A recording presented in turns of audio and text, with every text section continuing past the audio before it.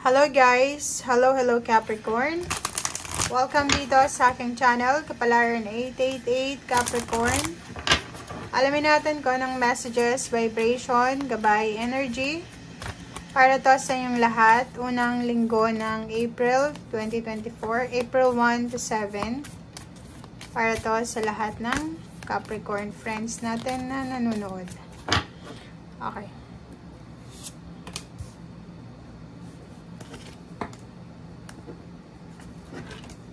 Okay, Capricorn.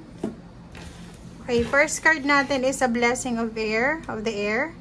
Next is a blessing on your creativity.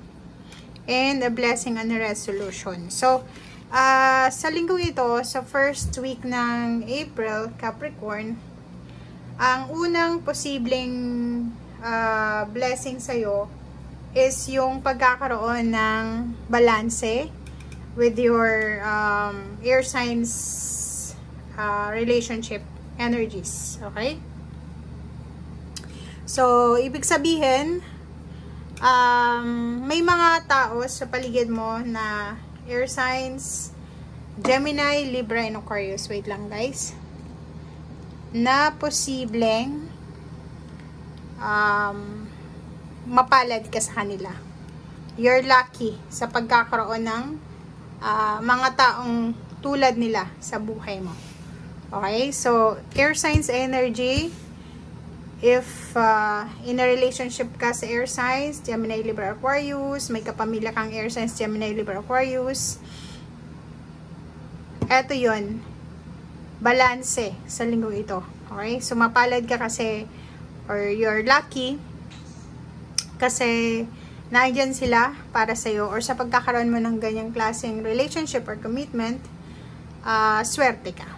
Okay? Or pwedeng, kung nasaan ka man sa ngayon, Capricorn, kung sariwang hangin yung nalalanghap mo, lalo na kung nasa ibang bansa ka, presko, parang ganon, malamig, kumpara sa mga lugar na mainit, you're very blessed.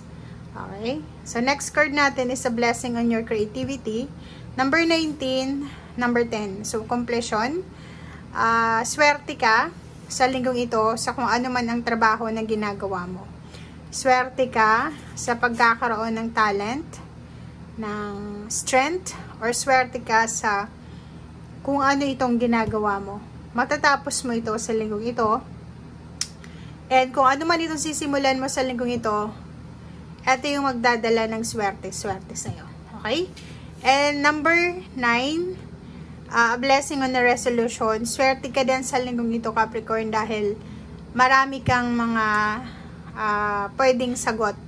Answer, solution sa kung ano man na kailangan mo ng sagot sa mga katanungan mo sa ngayon.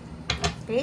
Mapa-relationship man yan, money, career, travel, or kano pa man, may sagot ka ngayon. So, swerte ka dahil may mga clarity na posibleng dumating sa'yo. Okay.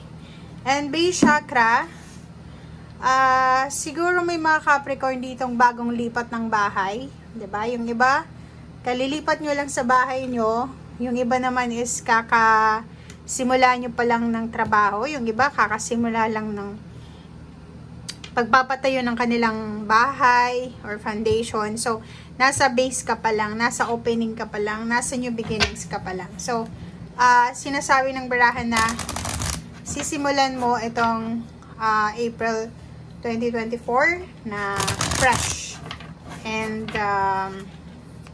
inspired, parang gano'n.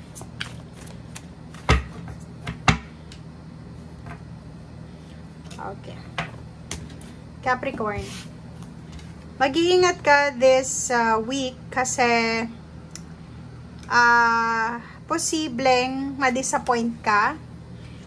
If for example, nag-a-apply ka ng trabaho sa ibang bansa or sa ibang lugar, pwedeng ma-disappoint ka or pwedeng matagalan ka. So, kinakailangan mo ng sobrang pasensya dito.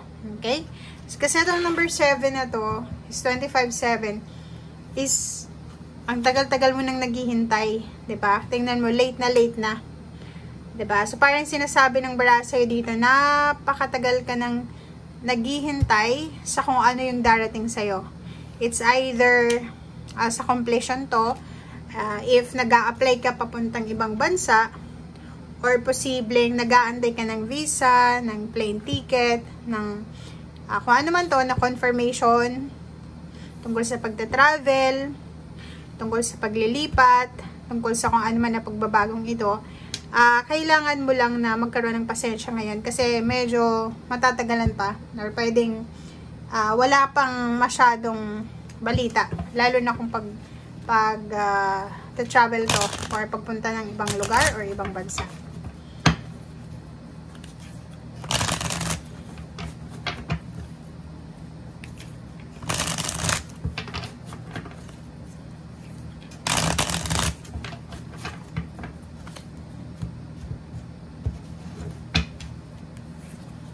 Okay, 7 of Wands. May kailangan ng proteksyonan sa linggong ito. Yun, proteksyonan mo yung emotion mo kasi yun na nga, may mga disappointments ka na posibleng maramdaman. Like, nag-expect ka na malapit ka nang mag-travel, nag-expect ka na malapit mo nang makuha kung ano itong gusto mo.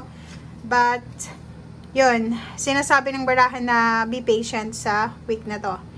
Pera, kailangan mong proteksyonan yung perang hawak mo. If ever may trabaho ka ngayon, or may paparating na pera, matatanggap ng pera, panghawakan mo siya.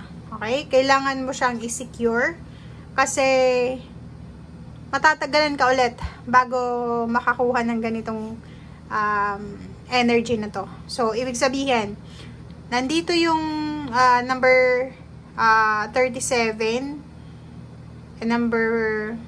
the tower kasi to number 7.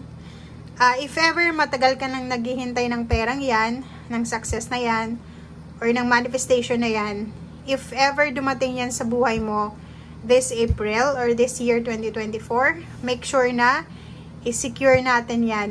Okay? Take care. Alagaan mong mabuti yan kasi it's either work yan, business, partnership, collaboration, or kung ano pa man. Kasi matagal mo yan na sinacrifice matagal mo yan na hinintay. And ito na yung tamang oras para, kumbaga, namnamin mo kung ano yung fruits of your labor. Diba? So, kung makikita mo dito, may darating na wish fulfillment, financial wish fulfillment. Matagal mong minamanifest. It's either family, or pwedeng sa'yo mismo. So, pera to. Emotional and financial. So, for example, ang tagal-tagal mong minamanifest na mahawakan yung perang yan. Ang tagal-tagal mong minamanifest na makalipat ng ibang bahay. May kasal, magkaroon ng pamilya, magpatayo ng bahay. Mahawakan yung perang yan. Mahawakan yung relationship na yan. And once na dumating daw yan, kailangan mong i-secure. Okay? Kailangan mong bantayan kasi baka masayang yung paghihintay mo. Kasi matagal kang naghintay dyan So, kailangan mo siyang i-secure lalo na kung matatanggap mo na siya. Okay? So, thank you guys and see you again. Bye!